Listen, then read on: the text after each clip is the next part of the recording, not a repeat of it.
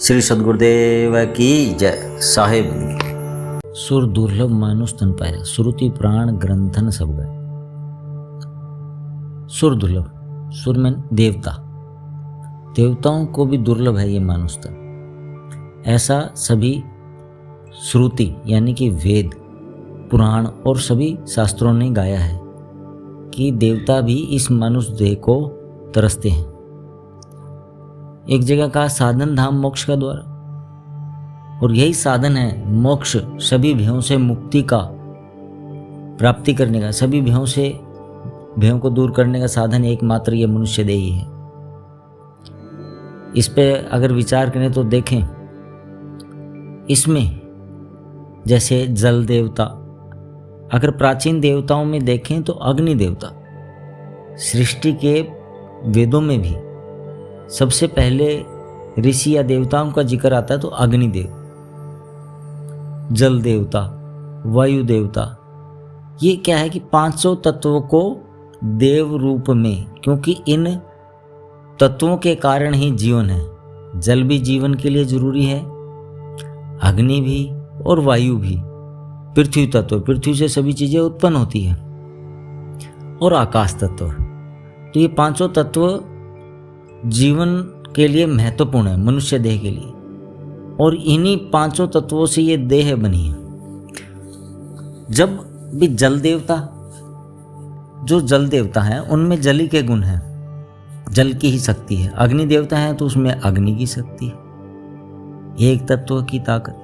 लेकिन मनुष्य में ये सब हैं तो सभी की ताकत। ये मानुष तन बड़ा दुर्लभ है। इसके उदाहरण में हम देखते हैं और पढ़ते भी आ रहे हैं, जनमानस में बड़ा प्रचलित है हनुमान जी, बालाजी। हनुमान जी कितने बड़े बड़े कार्य उनके द्वारा किए गए। उनके वृतांत रामायण में रोजाना इधर आसपास मंदिरों में उनकी कथाएं, उनका व्याख्यान, उनकी विशेष भी चालीसा का पाठ, सुंदरकांड वगैरह, न जाने कितने प्रकार से उनके गुणगान किए जाते हैं। लेकिन मूल रूप से हनुमान हर इंसान के भीतर वो मौजूद है, आज भी है और रहेंगे। हनुमान मान का हनन के बाद जो रहता है वो हनुमान है। मान अहंकार, अहंकार किसी भी वस्तु को, ज्ञान को जानने नहीं देता। जहां अहंकार आ गया वहां इति श्री हो गई। जब अहंकार कैसे दूर होगा?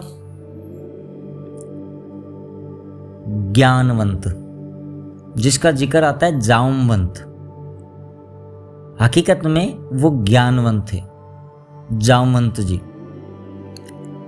जामवंत जी, हाँ, एक बहुत ही लंबी आयु के जीव प्राणी के बारे में चर्चा सतयुग में भी उनका जिक्र आता है। सतयुग के जो राजा बलि थे उस वक्त वो युवा थे, उनके जन्म के प्रमाण शास्त्रों में मिलते हैं।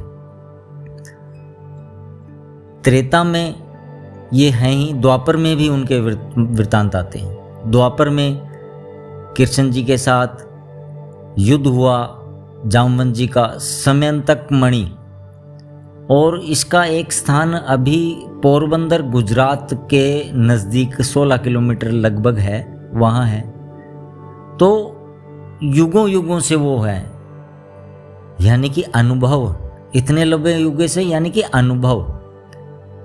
अब क्या है कि बच्चा जब छोटा होता है, बालाजी को क्या था, उनमें बड़ी ताकत थी, बड़ी शरारत करते थे। तो आश्रमों के में उत्पात हुआ तो ऋषि मुनियों ने उन्हें श्राप दे दिया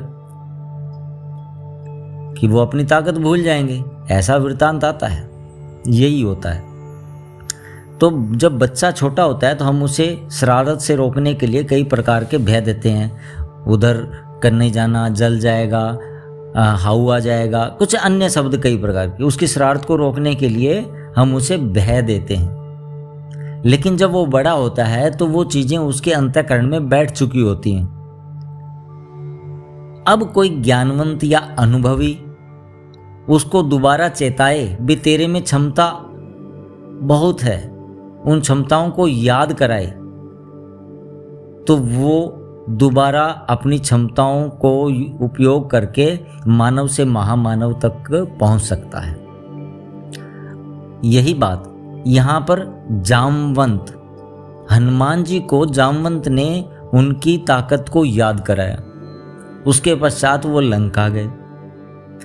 हनुमान जिसके मान का हनन हो चुका, जिसमें अहंकार नहीं है, मान नहीं है, वो हनुमान है। तो अहंकार हमें आगे बढ़ने से रोकता है कि मैं तो सब जानता हूं, यही बाधा है। तो ज्ञानवंत जामवंत जी का बड़ा वर्णन भी वो सभी युगों से, सतयुग में भी थे, त्रेता में, द्वापर में भी उनके वृतांत। अनुभवी व्यक्ति कि या तो 70 वर्ष जीवन जी के अनुभव प्राप्त कर लो भी 70 साल के जीवन कैसा है, या जो 70 वर्ष की आयु तक जीवन जी चुका है उससे जान लो। कौन सा आसान है? 70 वर्ष के व्यक्ति से जान लेना आसान है, या 70 वर्ष जीकर? ये हम विवेक से, क्योंकि हम मनुष्य ही ऐसे हैं जो विचार कर सकते हैं, विचारवान हैं, विवेकशील हैं। ये विवेकशीलता ही, ये ज्ञानवंतता ही, ये हनुमान जी हैं, आज भी सभी के अंदर मौजूद हैं वो। जब हम अपने अहंकार, ईगो, इनको छोड़कर कुछ नया जानने का प्रयास करेंगे तो वो ताकतें हमारे बीच है। इसीलिए नारायणी चोला जैसे पीछे की कड़ी में बताया बड़ा महत्वपूर्ण है। अब इसमें बहुत सी चीज़ें आती हैं। हमारी संस्कृति को हमने खुद ही, रामायण को अब अखंड पाठ रखे जाते हैं, ये 5 लोग बैठ जाते हैं भी हमने 10 घंटे में पूर्ण कर ली। पढ़ा लेकिन कभी गढ़ा नहीं, इसको ढंग से समझा नहीं क्या का। जो आज विज्ञान ढूंढ रहा है, क्या कहीं अन्य भी जीवन है? तो अन्य जीवन हैं और मौजूद हैं, कितनी संख्या में, कहाँ, कैसे, ये आगे की कड़ी में चर्चा में जारी रखेंगे। ये हमारे धर्म ग्रंथों में पहले से है और विज्ञान आज उसके लिए अथक प्रयास कर रहा है और हमारे शास्त्रों में वो पहले से वर्णित है। साहेब बंदगी।